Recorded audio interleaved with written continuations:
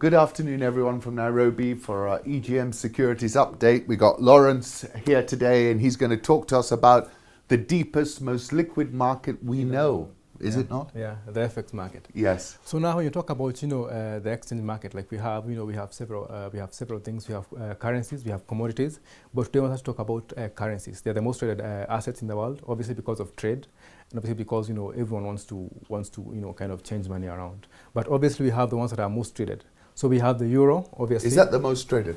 Yeah, the euro is the most traded. Euro dollar. Euro dollar. Yeah. Then we have the USD JPY or the gopher. Yes. Then we have the pound USD, and then we have the USD CHF or the Swiss. So today we are going to talk about the three main ones: the euro, the yen, and the pound USD.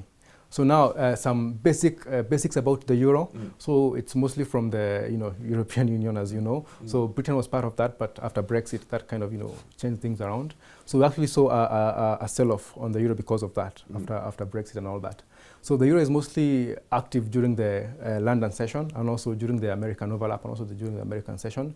It reacts a lot to news from America and also news from the Eurozone. And maybe political news, as you knew, there was political troubles in Italy that affected the euro. It was more of a sell-off.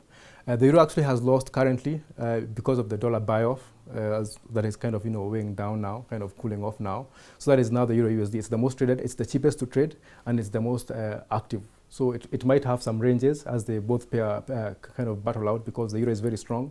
Also, the dollar is very strong also. So if we go to the USD JPY, and also if I can comment on the exchange rates, because interest rates between the two currencies. So we have the USD right now. The USD is at, I think, 2%. That's the Fed interest rate. And the euro is, I think, 0%, if I'm not wrong.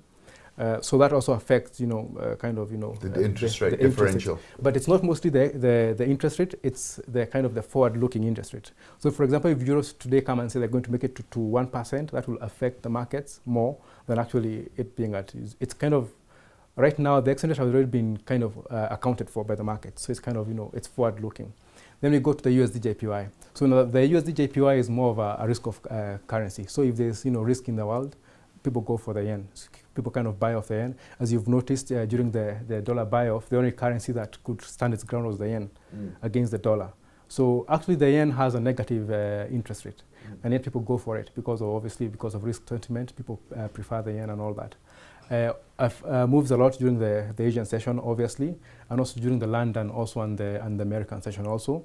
Moves also a lot because of political news in Japan. There's not much in terms of politics. It's more of policy for Japan, maybe interest rates, and also they're very huge in terms of production, car production. So they might also get affected by trade wars and all that.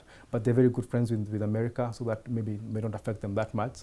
Then we have the pound USD. So the pound USD has been in the limelight currently because of Brexit, obviously, because they're kind of falling out of the Eurozone. So we are yet to know if you're going to have a hard Brexit or maybe they're going to kind of cut a deal or something. But right now, I think they held off the negotiations to, I think, if I'm not wrong, maybe October, if I'm not wrong. So that also is going to affect the pound a lot in terms of how they are going to fare outside of the Eurozone and what it's going to affect in terms of trade and all that. So we are going to see, so previously we used to deal with the Eurozone that affects the pound, but now we're going to have to deal with the Eurozone that affects the euro and the pound separately. So that's the pound, very active during the London session, obviously, and also during the American session. Responds to a lot to labor news in both the pound and also in the America, because they are both consumer economies, and also the euro is very consumer. The yen is it's a very pro-producer economy. So they produce a lot, they don't consume that much, but the American and the sterling pound, they consume a lot. So they move a lot depending on jobless claims, unemployment rates, and things like that. And also NFP, that is the non-farm payrolls. Maybe we can discuss that later. I think that is kind of like the brief about the markets. So if I can show you the other currency pairs that are not that active, they are very active, by the way, but they're not that active. So we have this. So we have the USD CAD, affected a lot by oil. The AUD affected by commodities a lot, like gold, because they trade a lot with China and all that. And then we also have the New Zealand, affected a lot by dairy and things like that. So this whole basket of 7 pairs affects like 60 to 70% of the. But you're saying nearly a quarter is in the euro dollar. Euro dollar, yeah. Nearly a quarter is in the euro dollar. 60 to 70% is from these pairs there. Fantastic. Yeah, fantastic.